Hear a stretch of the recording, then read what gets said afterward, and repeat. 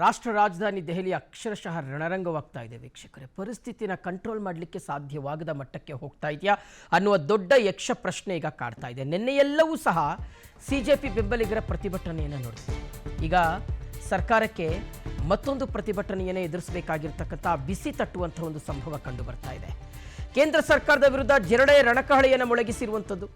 ಸಂಸತ್ ಕಲಾಪದ ನಡುವೆ ರೈತರು ದೆಹಲಿ ಚಲೋವನ್ನು ಹಮ್ಮಿಕೊಂಡಿದ್ದಾರೆ. ಒಂದು ಕಡೆ ಸಿಜೆಪಿ ಬೆಂಬಲಿಗರ ಪ್ರತಿಭಟನೆ, ಮಗದೊಂದು ಕಡೆ ಅನ್ನದಾತರ ಆಕ್ರೋಶ, ರೈತರಿಂದ ದೆಹಲಿ ಚಲೋ. ಕಾಕ್ರೋಚ್ ರೈತ ಸಮರಕ್ಕೆ ಕೇಂದ್ರ ಸರ್ಕಾರ ಅಕ್ಷರಶಃ ತಂಡ ಹೊಡೆದಿದೆ.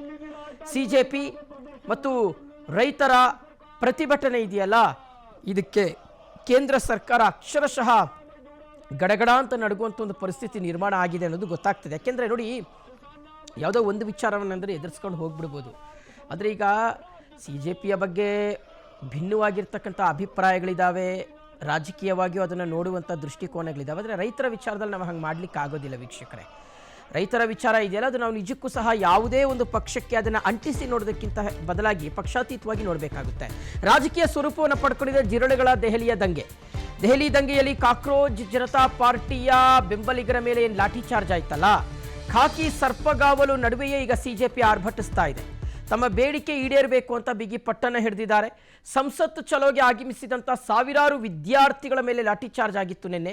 ದೆಹಲಿಯಲ್ಲಿ 7 ಸುತ್ತಿನ ಕೋಟೆಯಾದಂಥ ಸಂಸತ್ ಭವನ ಬಿಗಿ ಭದ್ರತೆಯನ್ನು ಒದಗಿಸಿದ್ದಾರೆ.